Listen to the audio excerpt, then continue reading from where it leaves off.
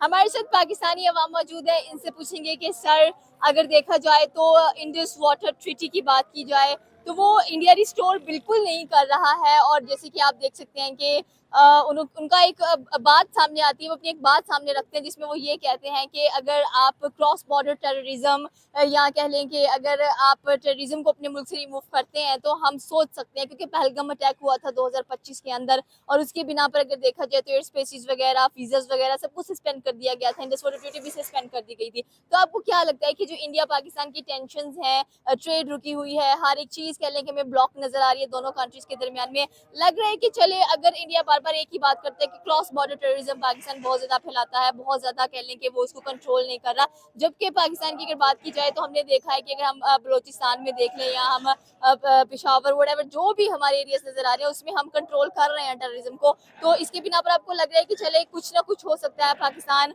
और इंडिया के दरमियान, और पानी के मुद्दे को लेकर स्पेशली? जी, बिस्मिल्लाहिर्रहमानिर्रहीम। हम आजकल जिस दौर में रह रहे हैं, ये दौर एक इंफॉर्मेशन एज का दौर है। जहाँ तक आपने बात की है इंडस वाटर ट्रीटी की, जो 1960 में वर्ल्ड बैंक ने जो ब्रोकर की थी, ये एक वाहिद एग्जांपल है। जो 1965 की वॉर हुई, फिर 1971 की वॉर हुई, फिर उसके बाद 1990s में एंड इनटू द 2000s हमारी जो इंडिया के साथ जो अप्स एंड डाउन्स रहे हैं, ये ट्रीटी जो है, ये ऑनर होती रही है। लेकिन जो आजकल का दौर है, जिस तरह पॉपुलिज्म का दौर है, डिक्टेटर्स का दौर है, specially speaking on the other side of the border, तो वाटर को एज अ वेपन यूज़ किया जा रहा है। ये वो दौर है जिसमें हमें पॉलिटिक्स से ऊपर हमें डिप्लोमेसी को हमें तरजीह दे जो है वो देनी चाहिए।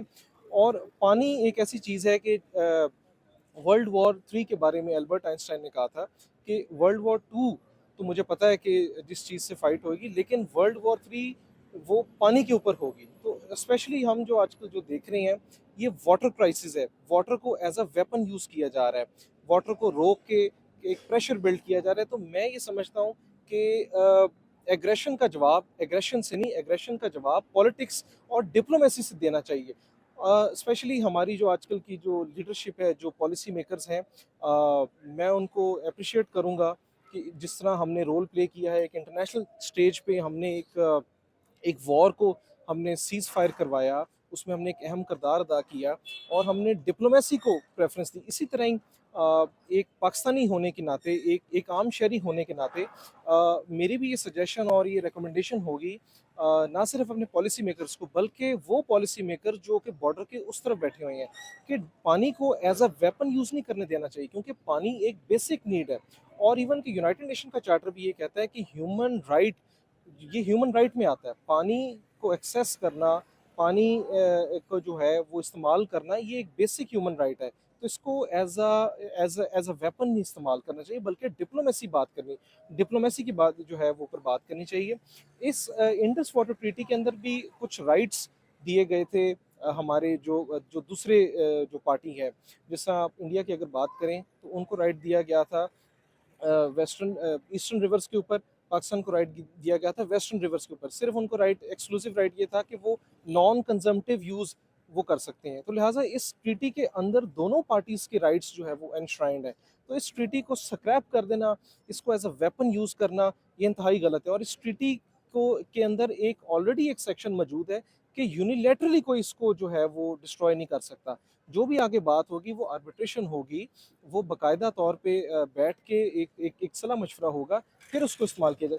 तो इस ट्रीटी को डिसऑनर करने का मतलब है कि आप बात नहीं करना चाह रहे, आप ब्लैकमेलिंग करना चाह रहे हैं और आप पानी को एक हथियार के तौर पे आप इस्तेमाल करना चाह रहे हैं। लेकिन सिर्फ भारत बार बार एक ही बात करता है कि अगर पाकिस्तान हम पे इल्जाम लगाता है कि हम human rights, basic human rights जो हैं, उनको वायलेट करें, उनकी वायलेशंस करें, तो पाकिस्तान के पास डैम्स हैं उतने? देखिए, इंडिया जो बात कर रहा है कि जी पाकिस्तान वायलेशन कर रहा है, ये एक बड़ी सब्जेक्टिव बात है। ये ऑब्जेक्टिवली प्रूवन नहीं है। इस तरह तो एलिगेशन इंडिया हम पे लगाता है, हम भी एलिगेशन यही हम हमारा भी बेसिकली कंटेंशन यही है कि वहाँ भी ह्यूमन राइट्स अब्यूजेज़ हैं। तो ये एक अनप्रूवन बात है। जिस तरह आपने बात की कि क्रॉस बॉर्डर टेररिज्म हो रही है, तो where is the proof? Where is the proof? Pakistan ने खुद कहा था कि आप जॉइंट टीम एक जॉइंट इन्वेस्टिगेशन टीम आप बना लें और वो प्रोब करेगी कि क्या क्रॉस बॉर्डर टेररिज्म जो है उसके उसके एलिमेंट्स मौजूद हैं कि नहीं। और एक और फ्रेज मैं यहाँ पे उसका नाम लेना चाहूँगा, वो है फॉल्स फ्लैग ऑपरेशन। बाज़ औक़ात ऐसा भी होता है एट सम प्लेसेस कि एक पॉलिसी को मैच्योर करने के लिए आप क्या करते हैं कि आप एक फॉल्स फ्लैग ऑपरेशन करते हैं। तो ये भी चीज़ हमें देखनी है कि इंडिया के अंदर खुद भी ऐसे एलिमेंट्स मौजूद हैं जो कि बज़ाहिरी तौर पे क्रॉस बॉर्डर टेररिज्म का बहाना इस्तेमाल करके इस वाटर पॉलिसी को जो है वो आगे पानी की रोकथाम के लिए क्रॉस बॉर्डर टेररिज्म का सहारा लेते हैं।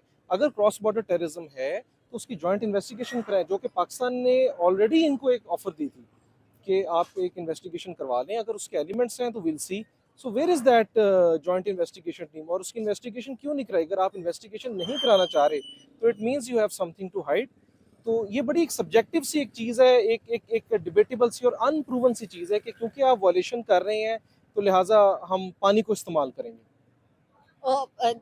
डेफिनेटली हम लोग आप बात सही कर रहे हैं, but the point is that कि अगर हम लोग ट्रम्प की बात करें तो हमने देखा कि ट्रम्प काफी ज्यादा पाकिस्तान को सपोर्ट करते हुए दिखाई दे रहा होता है। तो आपको नहीं लग रहा कि इस मुद्दे के अंदर भी अमेरिका को थोड़ा सा सपोर्ट करना चाहिए? किसको करना चाहिए, इंडिया या पाकिस्तान को? इंडिया बात सही कर रहा है या पाकिस्तान बात सही कर? क्योंकि हमारे प्रेसिडेंट ने भी बोला, अगर हम आसिफ अली जरदारी की बात करें, कि काइंडली आप जो वाटर हैं जो ट्रीटी है इसको रिस्टोर करें। सेकेंडली अगर हम लोग बात करें अपने क्लाइमेट चेंज मिनिस्टर की, तो उन्होंने भी कहा, बल्कि उन्होंने कहा नहीं, उन्होंने डायरेक्ट धमकी दे दी जाकर कि कोई जिसमें हिम्मत है वो पानी रोक कर दिखाए, हम उसके हाथ काट देंगे। देखिए, यहाँ पे जो सपोर्ट करना चाहिए ना, वो हमें सपोर्ट करना चाहिए, ट्रीटी को सपोर्ट करना चाहिए। हमें किसी एक पार्टी को नहीं, हमें ट्रीटी को, क्योंकि हमने मफाद देखने हैं आम शहरियों के, हमने मफाद देखने हैं पाकिस्तानियों के। हमारे लिए इम्पोर्टेंट है the people of Pakistan and the people of occupied Jammu and Kashmir as well, क्योंकि इस तरफ भी इंसान है, उस तरफ भी इंसान है, तो किसी का राइट इन्फ्रिंज ना हो। सपोर्ट करने की ज़रूरत है इस ट्रीटी के सेक्शंस को, सपोर्ट करने की ज़रूरत है कि इस ट्रीटी को ऑनर किया जाए। हाँ, जहाँ पे इख्तलाफ आ रहा है, जहाँ पे कोई प्रॉब्लम आ रहा है, बैठ के ट्रीटी को बाहमी रजामंदी से इसको इसको अमेंड कर देना चाहिए। बाकी जो वॉर रेटरिक है, आप कह रही हैं कि हमारे मिनिस्टर साहब ने ये कहा, वहाँ से भी ज़ाहिर है लोग इस तरह के फ्रेजेस बोलते हैं, तो वो तो एक पार्ट ऑफ द पॉलिटिक्स है, people will keep on saying. लेकिन प्रैक्टिकली जो हमें जो स्टेप लेना चाहिए, that should be to honour this treaty. हम इसे ऑनर करें, और साथ में अगर यूएसए की इंटरवेंशन होती है, वेल एंड गुड, ये तो बहुत अच्छी बात है, क्योंकि आर्मी पॉलिटिक्स में इसी तरह ही होता है। जब दो पार्टीज़ की या दो से ज़्यादा पार्टीज़ की आपस में कोई ना कोई किसी बात पर डिसएग्रीमेंट होता है, तो एक न्यूट्रल आर्बिटर, जैसे कि आप रिसेंट एग्जांपल देख सकती हैं, पाकिस्तान ने बहुत अच्छा रोल प्ले किया। पाकिस्तान ने एज ए न्यूट्रल प्लेयर जो है वो अपना पार्ट प्ले किया, और एक आपस में इनके सीज़ फायर जो है उसमें एक अहम किरदार अदा किया। तो मैं समझता हूँ कि आलमी ताकत जो है उनको भी अपना पार्ट प्ले करना चाहिए, बिकॉज पाकिस्तान जो है वो आप देख लें कि it is the third pole of the world. एक नॉर्थ पोल है, साउथ पोल, और दुनिया का तीसरा पोल पाकिस्तान में, क्योंकि पाकिस्तान में 5,000 से ज़्यादा ग्लेशियर्स हैं। तो वाटर हमारे पास किल्लत भी है और अबंडेंस भी है। तो अगर हम इस ट्रीटी को ऑनर नहीं करेंगे तो इसके रिपरकशंस आप कह लें कि पूरी पूरी वर्ल्ड में जाएंगे, क्योंकि the most affected place in the world is south Asia. और जब यहाँ पे क्लाइमेट का एक इम्पैक्ट आएगा तो उसके जो क्लाइमेट रिफ्यूजीज हैं वो सारे यूरोप जाएंगे, तो किस पे प्रेशर पड़ेगा? वेस्टर्न वर्ल्ड पे जो है प्रेशर पड़ेगा। तो लिहाजा इसको ये नहीं सोचना चाहिए, जो वेस्टर्न वर्ल्ड है या यूएसए एंड एक्सेट्रा, उनको ये नहीं सोचना चाहिए कि ये सिर्फ एक साउथ एशिया का मसला है। इसके रिपरकशंस और इसका इम्पैक्ट वेस्टर्न वर्ल्ड तक जाएगा। So all the more reason for them to take part in this treaty and give it a diplomatic solution. Sir last question है, वाइंड अप करते हैं टॉपिक को, कि अभी रिसेंटली आपने देखा है कि जिस तरह से एक बार फिर से पेट्रोल की प्राइसेस को हाई कर दिया गया है एंड आवाम के ऊपर एक और बम फोड़ दिया गया है, इस पर आप क्या कहना चाहते हैं? कि अभी जब आपने कम की पेट्रोल प्राइसेस, तब बिल्कुल जल्दी जल्दी आपने नहीं कहा कि चलें आप पे इतना हम लोग एहसान कर रहे हैं, जब बढ़ाई है तो फौरन से लगा दिया कि भाई ये इतनी बढ़ गई, आके पेट्रोल डलवा लें। इसके बारे में मैं कोई कमेंट नहीं करूंगा। एनर्जी क्राइसिस के बारे में क्या ख्याल है कि पाकिस्तान में एनर्जी क्राइसिस कब तक सॉर्ट आउट हो जाएंगे? क्योंकि आपके सामने है हर एक चीज। जी, इसमें एनर्जी क्राइसिस हमारा बहुत एक पुराना इशू है, और ये आज का नहीं। जैसे जैसे देखें हमारी पॉपुलेशन बढ़ रही है, हम फिफ्थ या सिक्स्थ लार्जेस्ट कंट्री हैं पूरी पूरी पूरी दुनिया में। अब एक बड़ी आबादी होना कोई मसला नहीं है, बड़ी जितनी आलमी ताकतें आप देख लें उन सारों की आबादी बहुत ज़्यादा है।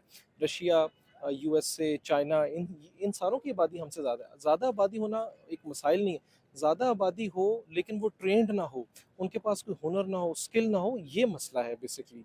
और हर इलाके की देखें कैरिंग कैपेसिटी होती है कि एक इलाके में इतने लोग आराम से और अपने एक लिविंग स्टैंडर्ड जो है मेंटेन कर सकते हैं। अगर वहाँ से ज़्यादा लोग हो जाएँ तो फिर मसाइल क्रिएट होते हैं। इसके साथ-साथ एक एनर्जी क्राइसिस का मसाइल एक बहुत बड़ा जो है मसला। ये कोई इतना छोटा मसला नहीं कि जिसको मैं एक कमेंट इसके बारे में कर दूँ।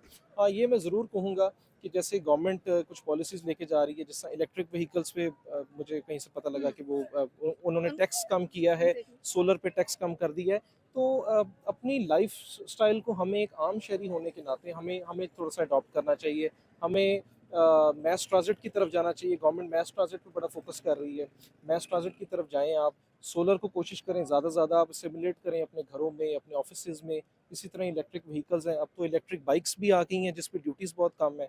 तो एनर्जी क्राइसिस इस पे थोड़ा-सा टाइम लगेगा, लेकिन एक एक कॉमन सिटिज़न के लेवल पे आप ये चेंजेज़ लेके आ सकते हैं। तो मैं समझता हूँ कि आप अपना किरदार अदा करें और पॉलिसी मेकर्स को अपना किरदार अदा करने दें। ओके। ये थी पाकिस्तानी अवाम की राय कि अगर इंडस वाटर ट्रीटी की बात की जाए तो डेफिनेटली दोनों ममालिकों को आपस में बैठकर सोचना पड़ेगा कि हमने किस तरह से एक लॉन्ग लास्टिंग डिसीजन लेना है और अवाम की इसमें क्या भलाई है। आपकी क्या राय है नीचे के कमेंट सेक्शन में बता सकते हैं। हमारे चैनल को सब्सक्राइब करना बिल्कुल मत भूलिएगा। तो मिलता है अगले वीडियो में। अल्लाह हाफिज़।